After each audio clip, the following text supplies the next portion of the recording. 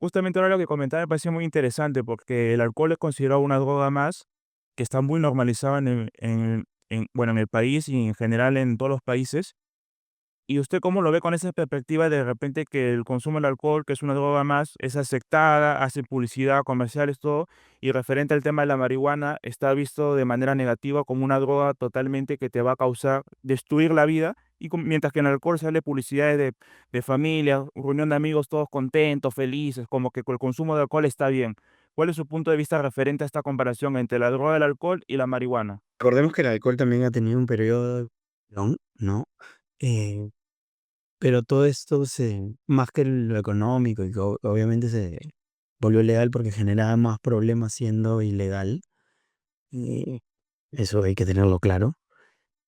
Por lo siguiente, ¿no? Por el tema de la información y calidad de los productos. ¿No? Cuando tenemos un mercado regulado, lo que tienes es información de calidad y productos de calidad. Entonces, sí, en la primera cerveza en una reunión puedes estar muy contento, pero ¿por qué la publicidad, como dices tú, no sale? ¿Qué pasa cuando te tomas la 10ª cerveza o la número 20? A ver qué tan contento estás o qué tan agradable es la situación. Más allá de que el cuerpo en sí mismo no está diseñado para procesar tanto alcohol, ¿no? Quizás en dosis mínimas. Pero el mercado se sustenta en que la gente consuma masivamente el producto, ¿no? Y lo y normalice y piense que no es una sustancia, que pueda generar algún tipo de problema, ¿no? Hay gente que lo cree así cuando no necesariamente lo es. Y en el caso del cannabis, no era una sustancia que generaba mayor preocupación, pero en algún momento a inicios del siglo pasado se advirtió, pues, de sus efectos y de o sea, cuando se prohíbe, no solo es un tema de que se prohíben todas las drogas casi en simultáneo, sino social. Recuerda que esto viene de Estados Unidos y lo que se ve es que permitía que se interrelacionen personas de segmentos sociales o de rasgos que no eran similares, ¿ya? Y digamos mexicanos, afrodescendientes, mujeres blancas, no sé, a tocar llamas, a reunirse, a divertirse. Y eso es algo que el status quo nunca le ha dado, y porque eso es parte de lo que lo prohíben. Y por desinformación, ¿no? Tipo, tú hablas con una persona mayor y no ni siquiera sabe cómo cuáles son los efectos de la sustancia, ¿no? Piensan que consumir cannabis es lo mismo que consumir pasta básica, ¿no? Y es lo mismo que está consumiendo alguien ahí en el río y los efectos son los mismos. Entonces es tan gracioso que yo he tenido detenidos. El fiscal me dice, no, pero no es un adicto porque ya está 4 días detenido y está normal. Y es como, pero señores, ¿ustedes qué creen? ¿Que alguien que consume cannabis todos los días se la quitas 4 días y va a tener algún problema? O sea, ya la sola situación de estar detenido le debe hacer pensar en cualquier otra cosa, en menos querer consumir, ¿no? Y eso no le va a generar un síndrome de abstinencia. Y eso básicamente es porque el cannabis interactúa en nuestro cuerpo, eh, ¿cómo decirlo? De una manera, a través de un sistema con el que contábamos que se llama sistema endocannabinoide. El sistema endocannabinoide tiene dos receptores que son el CB1 y el CB2. ¿Qué quiere decir ello? Que hay mm, endocannabinoides que produce nuestro propio cuerpo y fitocannabinoides que son los que producen las plantas. Y lo que busca, y podrías investigar al respecto y tendrías que hablar con especialistas del lado médico, de la química farmacéutica que dominen este aspecto, pero busca un estado de homeostasis en el cuerpo, no de bienestar. El primer cannabinoide que consume el ser humano debe ser la leche materna, tiene cannabinoides, y es un cannabinoide similar al que te genera una bajada, como se dice, las ganas incontenibles de comer que se usan para pacientes en terminales de VIH y cáncer. Es un cannabinoide que consumimos la madre y eso hace que el bebé siga comiendo y comiendo y comiendo y comiendo y comiendo para llegar al estado pleno de desarrollo, que por lo menos son los 2 primeros años. Entonces, no podemos compararlo con la pasta, ¿no? A eso voy. Y pues tendrías que entrar a analizar la interacción en el cerebro. A ver, nuestro hígado no está, por eso te decía, nuestro hígado no está diseñado para procesar alcohol, ¿no? En la creación le dijeron, vamos a intoxicarnos con alcohol. Y esa intoxicación con alcohol que entra a través del hígado ya es porque hace algún clic, ¿no? Esto me lo explicaba la otra vez mi amigo Pedro Gon y se lo explicaba también en una publicación que estamos trabajando. Y es, claro, no actúa de la misma manera que actúan otras sustancias en el cerebro, ni siquiera que la propia heroína u otras derivadas de plantas, ¿no? Eso como información tendría que ser comparado, tendría que haber un cuadro comparativo para que entiendan por qué es una sustancia, no voy a decir menos tóxica, porque entiendo que el término tóxico no se aplica a dañino positivo, sino en la interacción con el cuerpo, pero digamos menos dañina de que muchas de las que conocemos, pues, porque incluso a pesar de haber estudios sobre consumidores que lo hacen a través del cigarrillo y fumando, no hay evidencia asociada al cáncer de pulmón. Suena extraño, pero es así. Igual ningún médico te va a recomendar que la fumes por un tema ambiental. Y a nivel científico te diría, no tiene mucho sentido que la fumes porque más del 50% de los cannabinoides se eliminan en la combustión, entonces estás haciendo un consumo no eficiente. Pero ya es un tema de uso, ¿no? Claro. Y también quería consultarte, Pedro, ponte, hace un tiempo conversaba también con el doctor Luis Otoya, que es un psiquiatra especialista en adicciones, y también tuve la oportunidad de dialogar con el doctor Calle, que es un psicólogo especialista también en adicciones. Y lo que me comentaban ellos, que normalmente las personas que padecen la enfermedad del alcoholismo o una enfermedad adictiva a otro tipo de sustancias, son personas que genéticamente han heredado una predisposición adictiva. O sea, son enfermos emocionales con una predisposición adictiva que puede ser ya sea en el alcohol, en el sexo, en el juego y en otro tipo de estupefacientes. Ahora, una persona que tiene esta predisposición adictiva de nacimiento, si en alguna etapa de su vida prueba el consumo del cannabis, posiblemente esta persona sí se puede enganchar con el cannabis o puede ser con el alcohol o con otras cosas. Pero puede ser otra persona que no tiene esa predisposición adictiva, se fuma un par de porros de cannabis y no le ocurre nada porque no tiene esta predisposición adictiva. ¿Cuál es tu punto de vista sobre eso? ¿Para ti es cierto o no? ¿O relativamente cualquier persona, si tiene una predisposición adictiva, prueba el cannabis, fuma de vez en cuando, no se va a pegar, como dicen algunos, de manera vulgar? ¿Cuál es tu opinión sobre eso, doctor O Vera? sea, lo que pasa es que si tenemos una persona con una predisposición adictiva, tendríamos que analizar primero cuáles son las adicciones que tiene al momento que me haces esta pregunta, ¿no? Porque, bueno, si me dices, no, es una persona que tiene predisposición adictiva y es adicta al crack, obviamente te podría decir que eso es una situación sumamente grave y que preferiría que fueras adicta al cannabis. ¿A qué voy?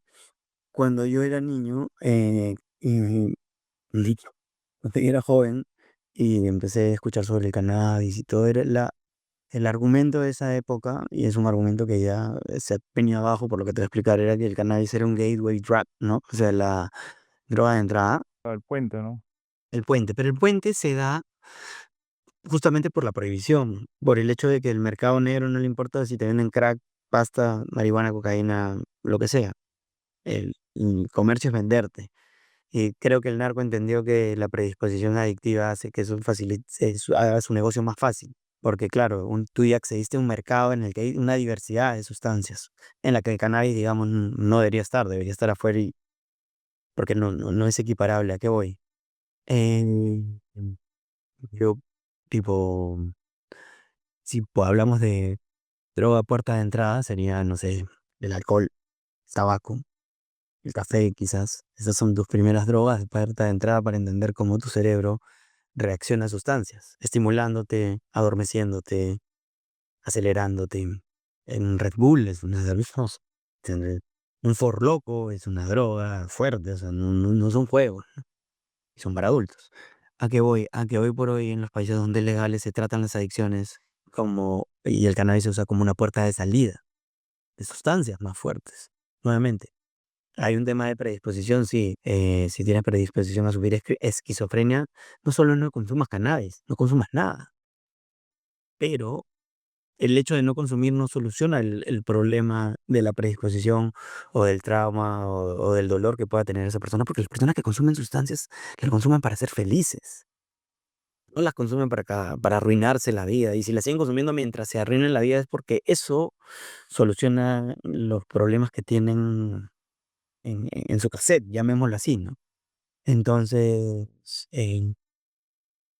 nuevamente. Solo la recomendación es no consumir nada. Pero el maltrato de adicciones traen casos como, y los he visto cercanos, con predisposición al consumo de alcohol, eh, de personas de alcohólicos anónimos curadas, pero que se volvieron adictas a los caramelos. Entonces se comía una bolsa de caramelos al día y terminó muerto de diabetes. Entonces siempre digo, incluso cuando yo no considero haber tenido un consumo problemático, pero sí fuerte, ahorita prefiero lo que son microdosis, ¿no? Es más fácil conforme ha ido creciendo el mercado de la parafernalia, porque claro, un cigarrillo de marihuana es una cantidad importante, ¿no?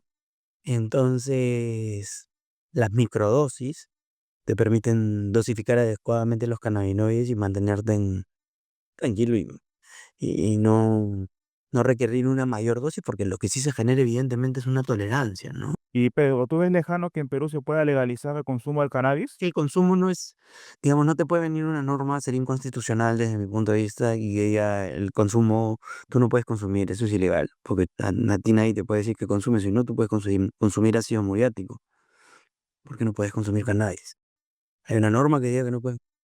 Normativamente hablando, lo que tienes es que falta un mercado regulado para el uso adulto. Tienes un mercado medicinal, tienes un mercado industrial, o sea, tienes una regulación medicinal, tienes una regulación industrial, pero lo que tienes es una prohibición penal para el tráfico ilícito de drogas en general, de estupefacientes, entre las cuales incluye el cannabis, pero a la vez permites la posesión del cannabis. Entonces lo que tienes es que hay que hacer un enlace y aceptar que tienes que regular un mercado, porque si lo que buscas proteger es la salud pública,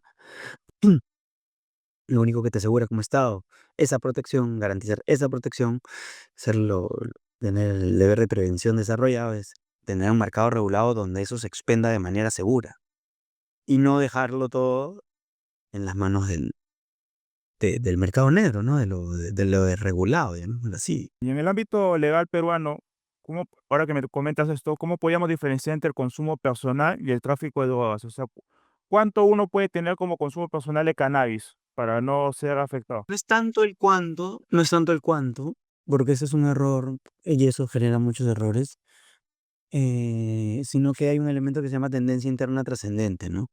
Y que obviamente es un elemento que yo ya llevo a situaciones extremas. Me imagino que también los abogados antes lo han hecho porque muchas veces los delitos de tráfico, además de esas características, por eso te hablaba de discriminación al comienzo, son delitos de peligro, abstracto, en algunos casos quizás es concreto. ¿Eso qué quiere decir? Que no se tiene que haber materializado el delito para que te condenen. Es bien raro. Es como la película Minority Report, donde ven el futuro y te dicen, ah, ya, tú lo ibas a cometer, así que te vas preso. Y yo no he hecho nada. Entonces, si alguien viene y ve en tu casa una planta y es, como explicaba, un suboficial y le da la gana de detenerte, te detiene y te investiga y te abre un proceso. Y quizás tu planta era un adorno, pero es porque le estás dando esa posibilidad a una autoridad o a un funcionario público que no va a tener el criterio de entender si lo que tú haces tiene finalidad de enriquecerte o de que tú lo consumas. E incluso sabiéndolo, y eso lo has visto en internet, está por todos lados, bueno, yo no soy una balanza, así que no va a pesar, te va a detener y ahí lo pesarán. ¿A qué voy? A que si tú tienes 7 gramos eres inocente y si tienes 9 gramos eres un delincuente. Cuando ya lo llevas nuevamente a nivel científico y lo que determinas es que un consumidor crónico en un país como Estados Unidos, Chile, Colombia, se fuma pues 2 kilos de mota al año. ¿Y quién sería el psicópata que hubiera diseñado una norma que te diga, ya, lo que pasa es que vas a tener que ir al paquetero a comprar 8 gramos todos los días para estar tranquilo, a consumir y salir solo con 8 gramos? Y ahí, pero bueno, igual es un riesgo, ¿no? Pero es la única forma legal que se me ocurre. Bueno, y ahora asociarte, pero mientras seas paciente, que es otro tema, ¿no? O sea, y es la discusión ya medio filosófica, teleológica que tienen muchos consumidores antiguos, que es ¿por qué voy a tener que decir que soy un enfermo para seguir haciendo lo que siempre he hecho? El ejemplo más cercano que tenemos, Uruguay, ¿no? En Colombia tú puedes tener hasta 20 plantas y sin ningún problema. Chile también puedes tener 6, 7. Uruguay es el que tiene el mayor desarrollo de mercado regulado. Brasil modificó su regulación porque era mucho más estricta que la peruana. Ecuador tiene la industria del cáñamo desarrollada, el tema cannabis todavía no tanto. Bolivia no creo, Venezuela tampoco, un poco más conservadores, pero no es como que sea algo aislado en la región, ¿no? Estados Unidos, que los siguientes, varios estados ya son legales y algunos países de Europa, pero por ejemplo Holanda, que es la meca, en Holanda no es legal, en Holanda tiene una situación muy similar a la nuestra, ¿no? El año pasado estuve reunido con una activista mundial, de hecho, la más contemporánea, más importante de todo el movimiento, que era Mila Hansen, y conversando, o sea, yo desde mi ignorancia, ¿no? Y le decía, ¿pero qué? ¿Es legal? Me decía, no, bro, es exactamente igual que acá. Solo que quizás culturalmente tengamos mayor apertura y por eso nadie se mete con los coffee shops. Pero me dice, yo he abastecido coffee shops en algún momento y todo era irregular. Hasta ahora sigue siendo irregular. Por eso que solo puedes consumir adentro, por eso es que no puedes salir y bla, bla, bla. Pero es más cultural que, este, que legal.